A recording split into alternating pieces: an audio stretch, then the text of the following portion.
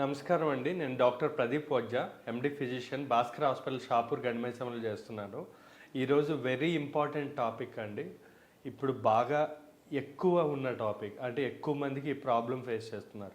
అంటే ఈ season like వర్షాకాలం చాలామంది అనుకుంటుంటారు జ్వరాలు, దగ్గులు, జలుబులు ఎక్కువగా ఇవి వస్తూ ఉంటాయి కదా. అది కాదండి, ఇదేంటంటే వైరల్ ఆర్థరైటిస్ గురించి మనం మాట్లాడుకుందాం.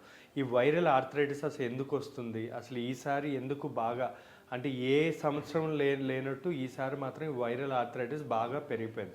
అదే అండి కీళ్ళవాతం. అంటే ఏదైనా ఇన్ఫెక్షన్ వల్ల కానీ, జ్వరం వల్ల కానీ ఒళ్ళు నొప్పులు అనేవి బాగా పెరిగిపోతున్నాయి అన్నమాట. ఈ వైరల్ మామూలుగా ఒకప్పుడు మనకి జ్వరం వస్తే దగ్గునో జలుబునో ఉండేది, కానీ ఈసారి జ్వరం వస్తే ఒళ్ళు నొప్పులు. ఆ ఒళ్ళు నొప్పులు అనేవి 3 వారాల నుంచి 6 వారాల వరకు కూడా తగ్గట్లేదు ఎవరికి. సో చాలామంది ఈ ప్రాబ్లంతోనే వస్తున్నారు. కాబట్టి ఈరోజు మనం వైరల్ ఆర్థరైటిస్ గురించి తెలుసుకుందాం. ఈ వైరల్ ఆర్థరైటిస్ అన్నది ఒకప్పుడు చికెన్ గునియా వల్ల వచ్చేది. అంటే చికెన్ గునియా ఒక దోమ అనేది ఏదైతే ఉందో అది కరవడం వల్ల చికెన్ గునియా వస్తుంది. సో దానివల్ల ఒళ్ళు నొప్పులు అనేవి 3 వారాల నుంచి 6 వారాలు, కొంతమందికి 3 నెలల నుంచి 6 నెలల వరకు కూడా ఈ ఒళ్ళు నొప్పులు అనేవి ఉంటున్నాయి. కానీ ఇప్పుడు ఏమవుతుందంటే ఏ జ్వరం వచ్చినా కూడా, అంటే డెంగ్యూ, చికెన్ గునియా నెగిటివే ఉంటుంది, డెంగ్యూ నెగిటివే ఉంటుంది, బాడీ పెయిన్స్ మాత్రం తగ్గవు. జ్వరం వచ్చిన 4వ రోజు 5వ రోజు ఇది బాగా ఎక్కువైపోయింది. మేబీ ఈ వైరల్ ఆర్థరైటిస్, ఈ వాతం అనేది ఇప్పుడు జ్వరంలో బాగా ఎక్కువగా ఉంటుంది. సో దీనికి మనం సరైన జాగ్రత్తలు తీసుకోకపోతే అది పర్మనెంట్ కీళ్ళవాతం కింద తయారయ్యే అవకాశం ఉంటుంది. కాబట్టి ఈరోజు మనం ఈ అవేర్నెస్ ప్రోగ్రామ్ అనేది మీకు చెప్తున్నా అండి. యాక్చువల్లీ ఈ వైరల్ ఆర్థరైటిస్ అంటే ఒక ఇన్ఫెక్షన్ వల్ల వచ్చిన కీళ్ళవాతం యొక్క లక్షణాలు తెలుసుకోవాలి ఫస్ట్.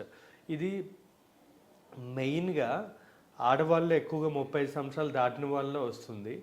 ఎక్కువగా ఓల్డ్ ఏజ్ పీపుల్లో ఈ ప్రాబ్లం అనేది ఎక్కువగా కనబడుతుంది అనమాట. సో దీనిలో మనం మెయిన్గా కనబడే లక్షణాలు ఏంటి అంటే, ఫస్ట్ కనబడేది ఏంటంటే జ్వరం వచ్చిన 4వ రోజు 5వ రోజు 6వ రోజు తర్వాత ఒళ్ళు నొప్పులు అనేవి స్టార్ట్ అవుతాయి. సివియర్ పెయిన్స్, అంటే పొద్దున్న మంచం మీద నుంచి దిగి ఒక అడుగు వేయడం కూడా చాలా కష్టమవుతుంది. సో అంత డిఫికల్టీ ఫేస్ చేస్తున్నారు చాలామంది.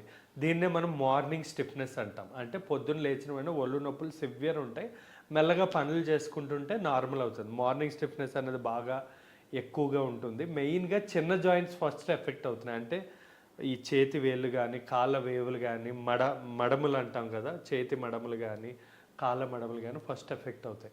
దానికి ట్రీట్మెంట్ ఇవ్వకపోతే మోకాలు, హిప్ జాయింట్, నడుము, వెన్నుపూస మొత్తం ఫుల్ బాడీ పెయిన్స్ అనేవి స్టార్ట్ అవ్వడం జరుగుతుంది. ఇది కూడా ఒక లక్షణం. ఇంకొకటి ఏంటంటే ఒళ్ళంతా ఎప్పుడు జ్వరం వచ్చినట్టు ఉండడం, నీరసం, తలనొప్పి, ఒళ్ళు నొప్పులు, లేదా కొన్ని సందర్భాల్లో ఆకలి తగ్గడం, బరువు తగ్గడం, బాగా నీరసం, తలనొప్పి. అంటే తలనొప్పి అంటే లైక్ మెయిన్గా కళ్ళ మధ్యలో కానీ, కంటి వెనక నొప్పి కానీ, ఇలాంటి బాగా ఈ లక్షణాలు అనేవి కనబడుతున్నాయి వైరల్ ఆర్థరైటిస్లో. దీనికి ట్రీట్మెంట్ ఏంటంటే బెస్ట్ ట్రీట్మెంట్ రెస్ట్ కానీ, ఫిజియోథెరపీ కానీ, కొన్ని టైప్ ఆఫ్ ఫుడ్స్, ఏ ఫుడ్స్ తినాలన్నో కూడా చెప్తాను నేను. ఇవన్నీ కూడా చాలా ఇంపార్టెంట్. దాంతోపాటు వీళ్ళకి ఖచ్చితంగా స్టెరాయిడ్స్ పెడితే కానీ ఒళ్ళు నొప్పులు అనేవి తగ్గట్లేదు.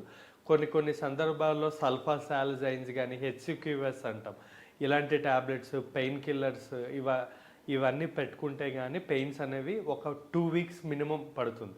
వదిలేస్తే ఇంకా అది మనకి 3 మంత్స్ 6 మంత్స్ అయినా కూడా నొప్పులు తగ్గట్లేదు, అవి పర్మనెంట్గా కూడా మారిపోతున్నాయి. సో ఇలాంటి ట్రీట్మెంట్ అవసరం అండి ఈ వైరల్ ఫీవర్ వల్ల వచ్చిన కీళ్ళవాతం. ఇంకా ఎలాంటి ఫుడ్స్ తినాలి మెయిన్గా అంటే ఫ్రూట్స్ చాలా మంచిదండి. ఫ్రూట్స్లో బ్లూబెర్రీస్ కానీ, వాటర్ మెలన్ కానీ, లేదా strawberries, apple, papaya, kiwi, oranges, ఇలా విటమిన్ సి ఉన్న ఫుడ్స్ చాలా మంచిది.